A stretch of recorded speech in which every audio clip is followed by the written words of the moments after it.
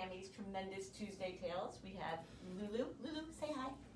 Lulu, hey, say hi. Hi. And Ginny, as always, both of them here. So listen, 5 days ago, something really exciting happened.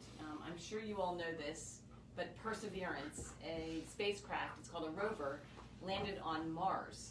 And it is doing research. It's going to look at, whether there was life there at one point in time. It's going to send samples back, and it's going to enhance our understanding of the red planet, which is super exciting.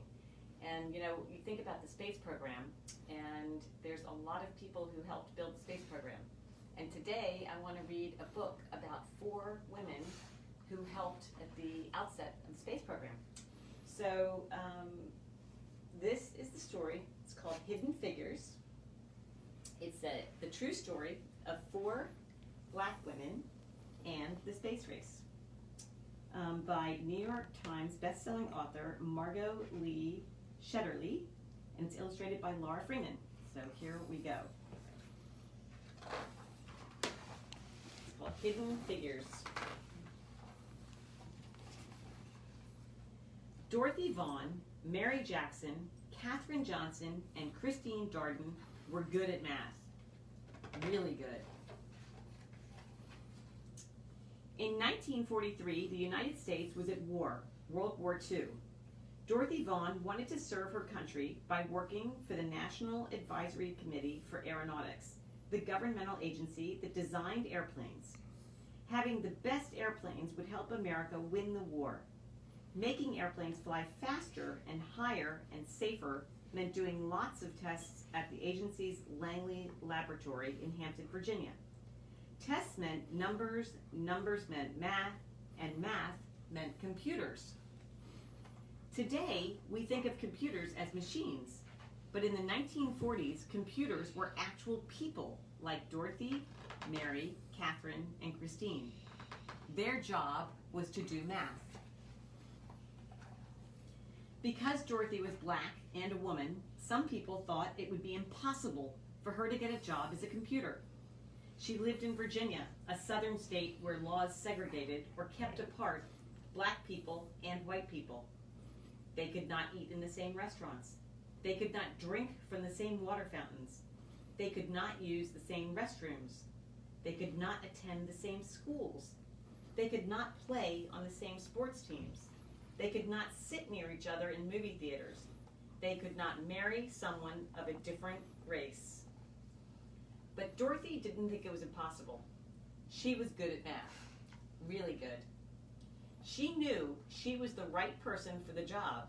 She applied, and the laboratory offered her a position as a computer.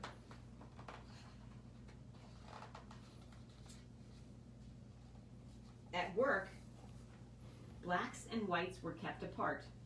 The white computers worked in one building, and Dorothy and the other black computers worked in a different building, in their separate office. Even though they worked on the same kinds of assignments, the black computers and white computers used separate bathrooms and ate in separate lunchrooms.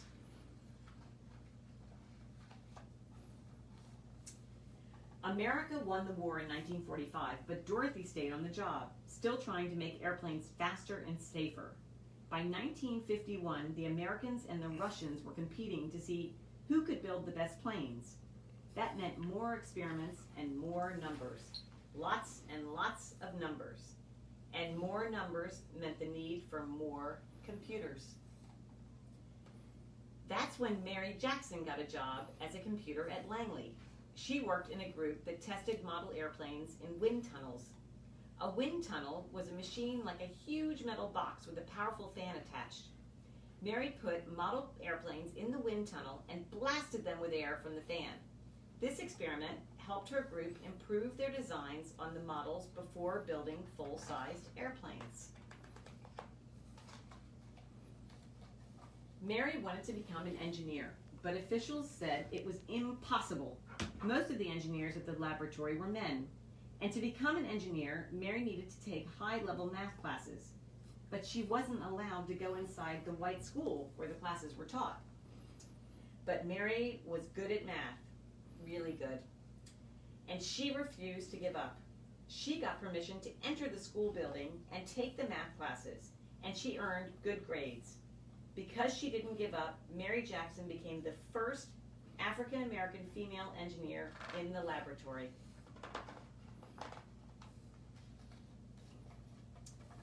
Katherine Johnson was good at math and always asked lots of questions.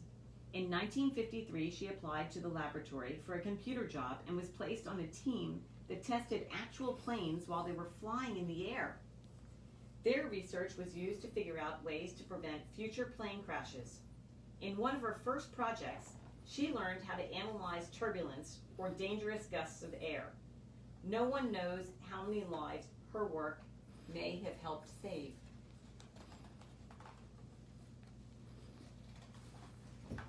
Katherine wanted to help the group prepare its research reports, so she asked if she could go to meetings with the other experts on her team. Her boss told her it was impossible. Women aren't allowed to attend meetings, he said, but Katherine knew she was as good at math as anyone else, maybe better. So she asked him again, and again, and again. Katherine asked her boss so many times that he finally invited her to the meetings. Katherine was good at math, really good. And because she fought to be treated the same as the men, she became the first woman in her group to sign her name to one of the group's reports. In the 1950s, the Langley Laboratory bought a machine computer that could do math faster than the human computers. At first, these machines made mistakes. Dorothy learned how to program the machines so that they got the right answers. She taught the women in her group how to program the computers too.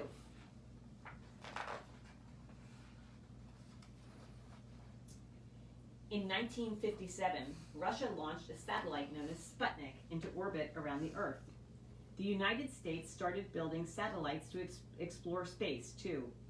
For years, the laboratory had used math to design airplanes. Now it would need math to create spaceships as well. The government decided to change the agency's name from the National Advisory Committee for Aeronautics to the National Aeronautics and Space Administration, NASA. In 1961, President John F. Kennedy told Congress, I quote, "I believe that this nation should commit itself to achieving the goal before this decade is out of landing a man on the moon and returning him safely to Earth." End quote. A man on the moon, but the first step to getting a man on the moon was to send an astronaut around the Earth. NASA was going to need to hire more space experts and more people who were good at math. Really good. What do you think? The people at the laboratory had to work together from morning to night to figure out how to send astronaut John Glenn into space and bring him back home to Earth safely. Katherine Johnson knew she could use math to help. "Tell me where you want a spaceship to land, and I'll tell you where to launch it," Katherine told her boss. Katherine helped calculate the trajectories, or pathways, that rockets traveled through space.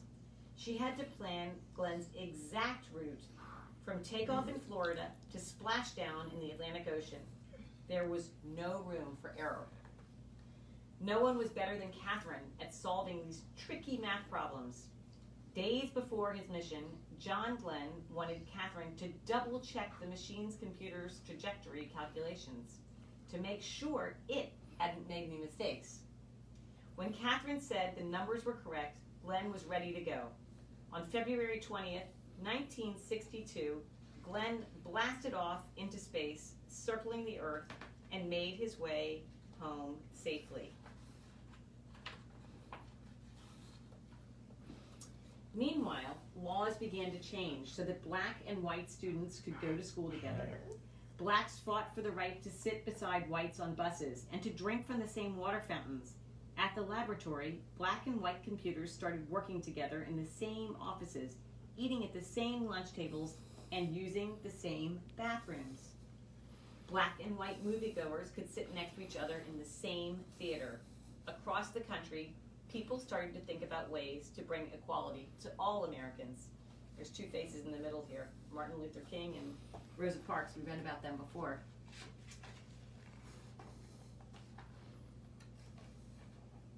Christine Darden was good at math, and she loved electronic computers. She started working at Langley in 1967. Christine wanted to become an engineer, and thanks to Dorothy, Mary, and Catherine, she knew it was possible. Eventually, she became an engineer for supersonic airplanes, planes flying faster than the speed of sound. But her first job was to help with NASA's mission to the moon.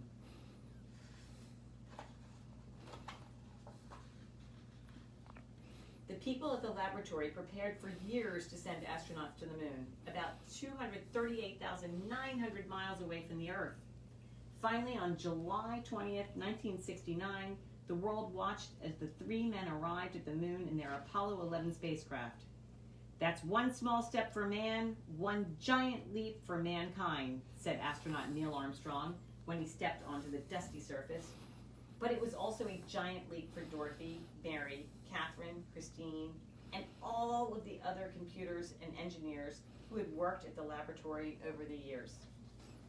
The moon landing was a success from takeoff to splashdown, but there was no time to rest. Once NASA landed astronauts on the moon, the people at the laboratory began dreaming of sending humans to other planets such as Mars or Jupiter or Saturn. They started to imagine hyper-fast space planes that could travel around the Earth at 7 times the speed of sound. The next adventure wouldn't be easy and would require lots of tests and lots more numbers. But Dorothy, Mary, Catherine, and Christine knew one thing. With hard work, perseverance, and a love of math, anything was possible. So that is the end. This is now a timeline of just how this whole program worked. And then there's some pages on the different women who we just heard about. These are little biographies on each of them. And I, having read this, I was inspired to kind of look at their lives. And it turns out that each of these 4 women, not one, but all 4 of them, received the Congressional Gold Medal. That is the highest civilian award that any one institution or group can receive. And there's only been about 160 of them ever in history. So you've got 4 of them in this book right here. And then the other thing that I wanted to tell you, sadly, all but Dr. Mann have died. Dr. Mann is still alive, actually, to this day. And Catherine, I thought this was really interesting. Catherine Johnson, she just died last February at the age of 101. And in fact, she died February 20th of the year 2020. And you may recall from the story that she worked with John Glenn. And John Glenn went, in her project of John Glenn happened on February 20th, 1962. I thought that was really interesting.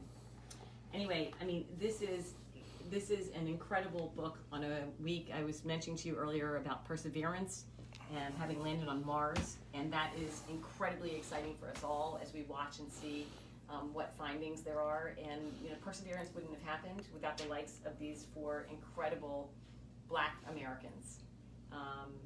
And you think about the fact that it's Black History Month. You've got perseverance, and I think perseverance is a perfect name because each of these 4 women had to fight and persevere, not only because they were women, but also because they were African Americans. So I think this is a fantastic story. I'm glad I could share it with you. Please continue to tell me what stories you might want to hear and have me read. We're keeping track of them, and we will find an appropriate time to read them. And in the interim, I hope you have a great week. As usual, my story put the dogs to sleep, so what can I tell you? Thanks, everybody. Thank you so much for joining Tammy's Tremendous Tuesday Tales.